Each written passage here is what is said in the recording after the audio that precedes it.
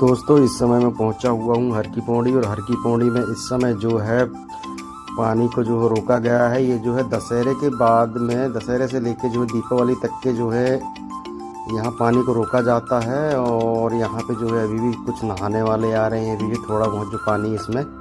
और अगर आपको अच्छे से ही, और आप देख सकते हो जो रेल की पटरी है जो यहाँ पे दिख रही है, यहाँ पे जो है, और यहाँ पे गंगा सफाई के लिए रोका जाता है। और आप यहाँ से जो है ये बैराज है, बैराज से यहाँ से पानी को रोका जाता है।